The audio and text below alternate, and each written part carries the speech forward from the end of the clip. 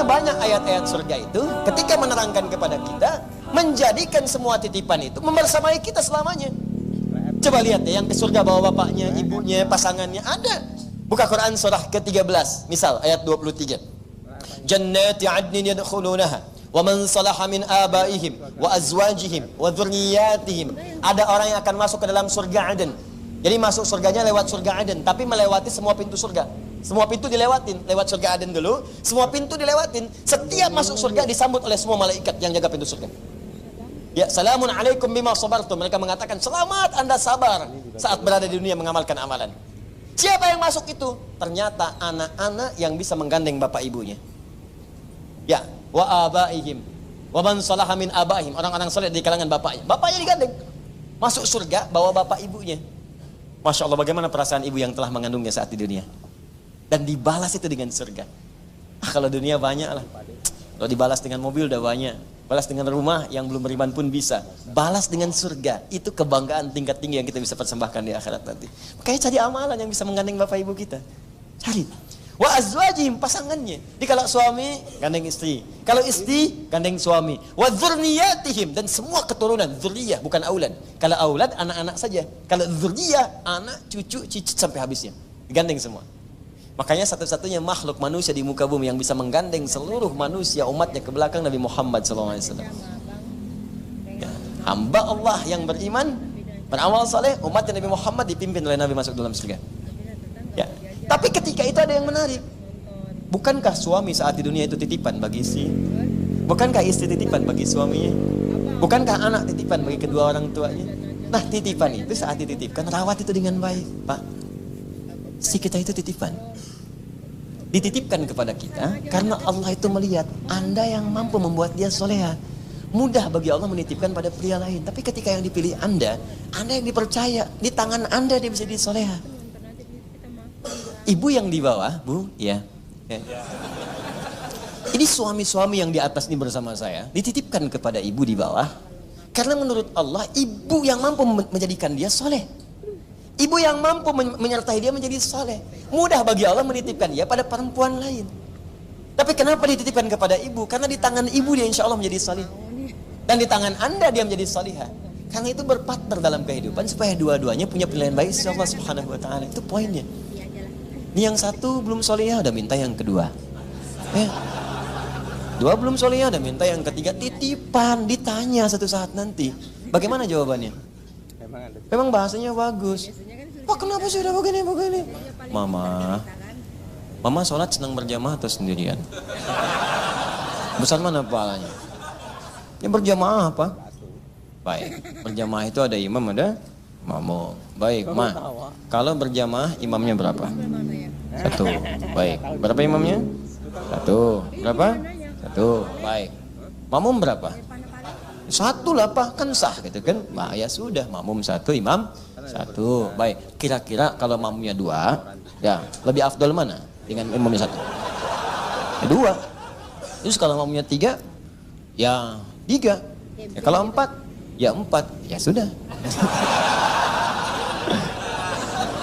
Pak, yang penting bukan banyaknya makmum, yang penting berjamaahnya sah di hadapan Allah Subhanahu wa taala. Di bawah ibu-ibu langsung.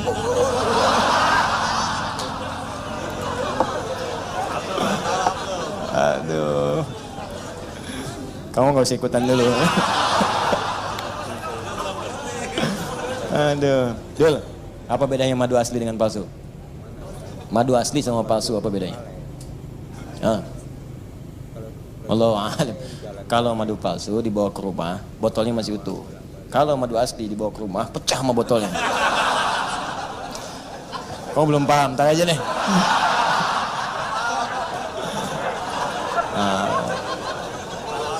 Dah, anak titipan.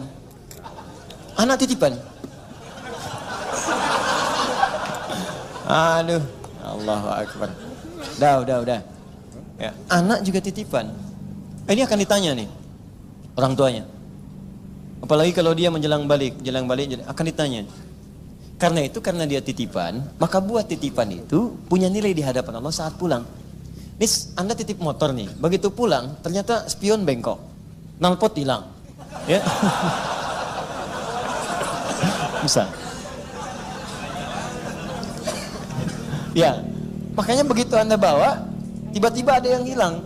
Pertanyaan saya, respon Anda pertama bagaimana? Anda pasti akan marah. Anda cari kan? Cari nggak ketemu, Anda marah. Sekarang ini anak titipan dari Allah kepada Anda. Yang Anda saja berharapnya sampai memelas-melas. Anugerahkan pada saya Allah, anugerahkan pada saya Allah. Nunggunya kadang-kadang lama. Ada yang 6 tahun, 8 tahun, begitu udah jadi disia-siakan. Udah lahir, udah dititipkan, kenapa disia-siakan? Maka jaga anak ini, rawat dengan baik supaya saat pulang Anda punya kebanggaan. Kan tuh motor kalau dirawat baik, rapi, pulang bersih, bahkan clean. Begitu Anda dapatkan, Anda senang, bahagia betul.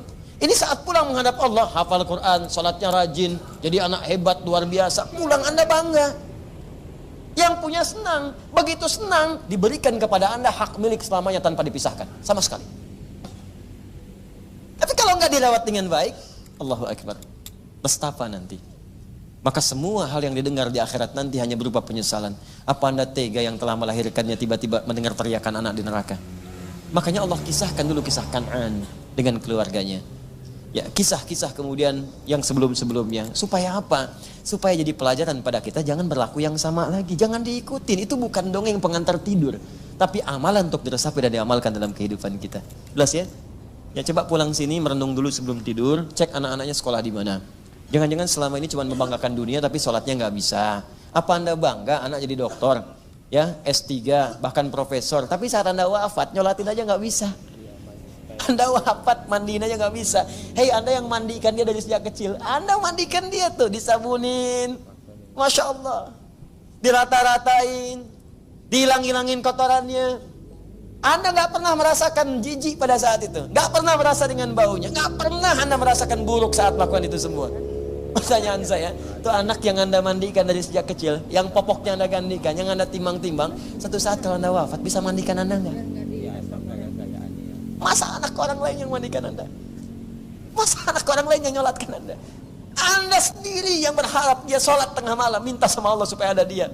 Kok begitu Anda wafat, dia nggak bisa nyolatin dia? Dia nggak bisa nyolatin Anda. Dia nggak bisa mandikan Anda. Dia nggak bisa bahkan untuk mentalkinkan Anda. Bahkan kadang antar ke kubur pun nggak sempat. Lantas apa yang Anda dapatkan selama hidup ini? Apa yang Anda raih? Itu gelar yang Anda banggakan. Itu harta yang Anda miliki. Ya, dan itu tidak memberikan manfaat bagi hidup Anda di akhir kehidupan Anda. Apa yang Anda banggakan? Gak ada nilainya. Lantas Anda bangga umumkan kepada orang, ini anak saya, prestasinya hebat dan sebagainya. Gak ada nilai. Kalau saat Anda wafat, dia tidak melakukan apapun untuk Anda pada saat itu. Gak ada nilainya. Jaga dengan baik, amalkan dengan mulia, karena semua titipan itu akan tiba waktunya, yaum yang begitu dekat dijanjikan oleh Allah Subhanahu wa taala. Memang satu hari di atas itu 1000 tahun kehidupan kita, tapi kita tidak tahu di mana hari ke-1000 itu yang kita akan segera pulang untuk mempertanggungjawabkan apa yang telah kita kerjakan selama hidup di dunia ini. Nah, sekarang pertanyaannya, ya Allah, saya ingin berubah. Saya ingin menggunakan harta saya untuk kepentingan ibadah. Saya ingin menggunakan kedudukan saya untuk ibadah. Saya ingin gunakan ilmu saya untuk beramal soleh, dan saya ingin ajak semua keluarga saya untuk dekat denganmu. Bagaimana caranya?